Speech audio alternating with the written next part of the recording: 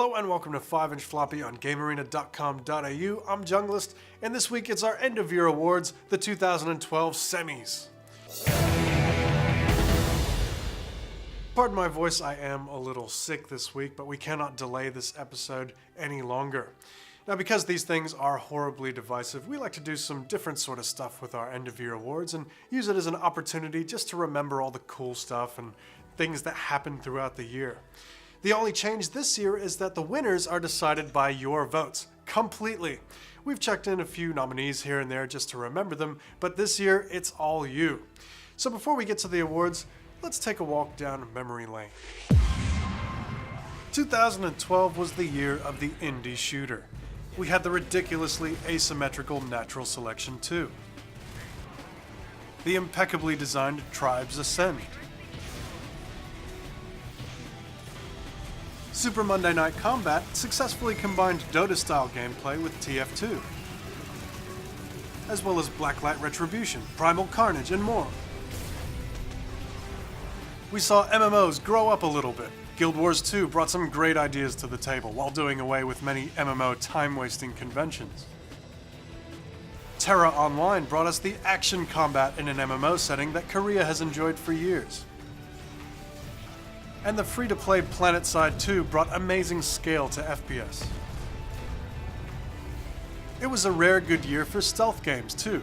The success of Dishonored is now officially the start of a franchise. Hitman Absolution had a somewhat more mixed reception. Downloadable title Mark of the Ninja did just about everything right. And Unit 13 was a nice stealthy surprise on the Vita. Speaking of which, the PlayStation Vita was a thing along with the Wii U. We had some high points and some low points.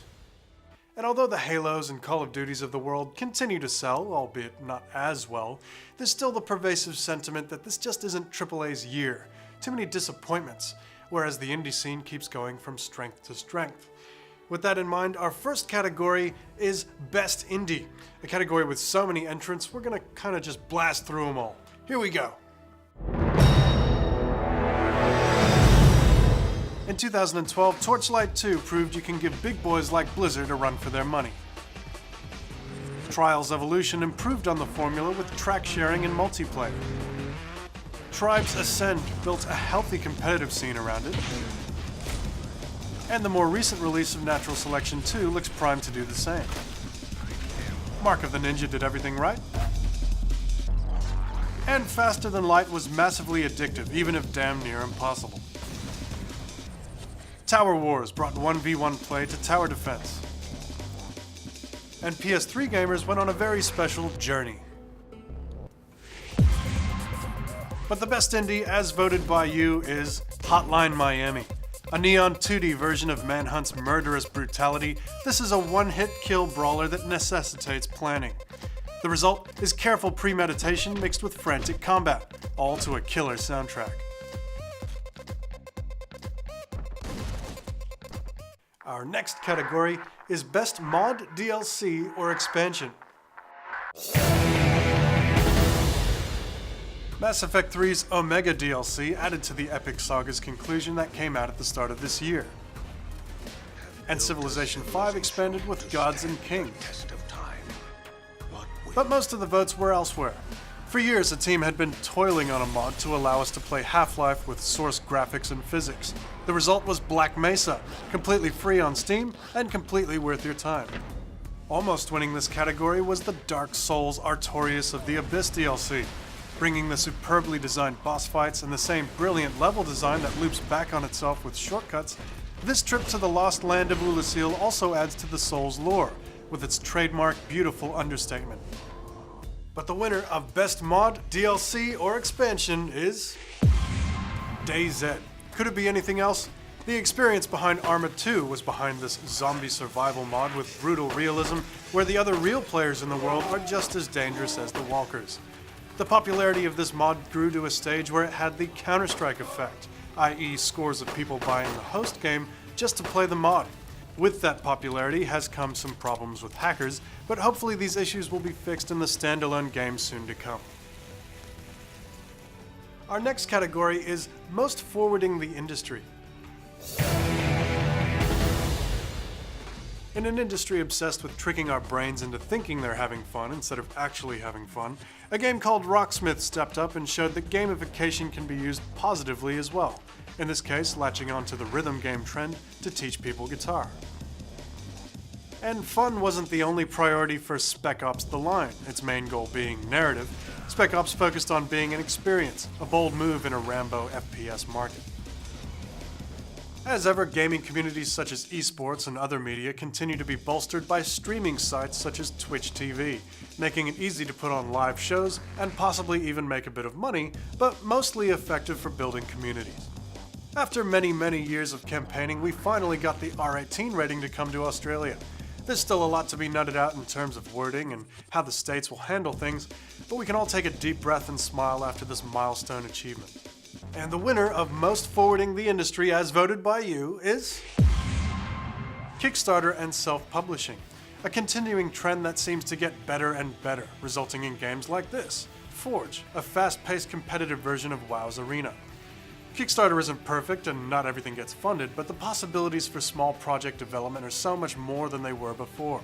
We decide what gets made now, and it's a movement resoundingly regarded as positive. Now for another fun one. The best weapon, ability, or attack in 2012 gaming. Assassin's Creed 3's combat was the definition of pushing buttons to make rainbows, but it was things like using enemies as a bullet shield that made it feel as fluid as a Pirates of the Caribbean movie. Lollipop Chainsaw's pole dance deserves a mention. And while derivative, so too does Ghost Recon's Sync Shot. And you'd probably expect something from Hitman Absolution, but oh well. Getting into the higher votes, there was the Talking Guns in Borderlands 2.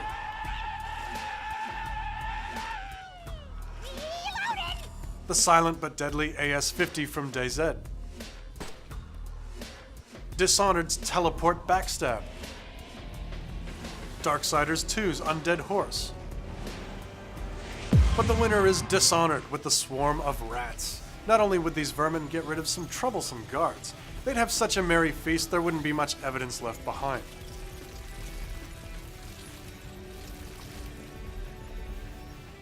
And now for our usual favorite category, Most Memorable Moment in 2012 Gaming. We're even flattered that other outlets have chosen to adopt this category, even though some didn't fully understand it and chose silly things like playing as Master Chief in Halo.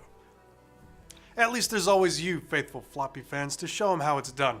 A big warning to you all though, massive spoilers are ahead. If you want to skip right past all that, just skip to when this red dot isn't on your screen anymore, because we're talking end of game spoilers. Alrighty, here we go.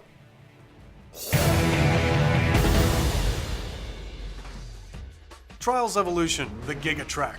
A 20-minute monster track with nothing too challenging, this was the hilariously long, very enjoyable endurance test in a sea of sprints. Borderlands 2, Claptrap's Birthday Party. Yay! Tribes Ascend, the high-speed flag count. Tribes featured unique gameplay that forced you to master movement as well as shooting, and the quintessential Tribes experience is grabbing that flag at over 180 Ks. Gotta go fast. Dark Souls, the Artorias of the Abyss boss fight. It's hard to explain the understated nature of Dark Souls lore to someone who hasn't played it, but all throughout the main game you were told of a hero who came before you. You walked his path. You wore his ring. You fought his demons. And in this year's DLC to a former floppy game of the year, you come face to face with the twisted remains of the Abyss Walker. The only way to save this former hero's honor is to put him to rest before his corruption is discovered, in a relentless one-on-one duel. When Michael's Xbox got stolen, we said we're going by votes and we're sticking to it. And when Michael, a member of the floppy community, had his Xbox taken, presumably by a ninja, we can't be sure, everyone showed him some voting love. We feels for you, bro. Journey.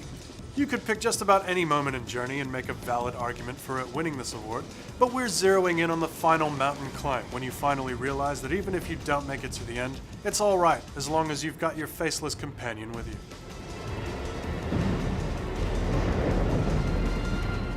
But the most memorable moment goes to Mass Effect 3, the ending. Love it or hate it, this is definitely one of the most memorable moments of this year. It's almost a shame because there are so many other great moments in Mass Effect 3, curing the genophage. Someone else might have gotten it wrong. Possibly. Stakes too high for an experience. But not about them. My work. My job to put it right, to prove I can. The amazing space battles.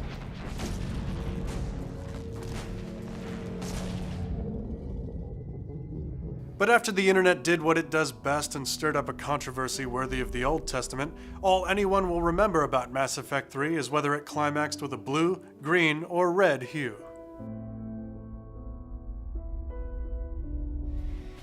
And now for the big one. The best game of 2012. Here are your runners-up. Dishonored. Borderlands 2. Tribes Ascend. The Walking Dead. I'm sorry, man. Mass Effect 3. But the winner is Journey. There have been a couple of games this year that we'll regularly be quoting when the inevitable "our games aren't" debate comes up, but none more so than the final game from that game company's contract with Sony. Its puzzles and exploration were simple enough, but in giving you an ability that could only energize someone else, and vice versa, it forced a cooperation that was aesthetically beautiful. Through gameplay, Journey tricks you into caring about someone else. It's a beacon of how to use not just graphics or story or cheap tricks like shock value, but interactivity to evoke emotion. Congratulations to that game company, and once again, Floppy fans, we pretty much agree on everything. Well, that about wraps it up. Thank you so much for watching 5-Inch Floppy over the last year. I hope you've enjoyed it. We've certainly enjoyed having you as an audience. We're planning to be back February next year. Until then, have a great holiday. Junglist out.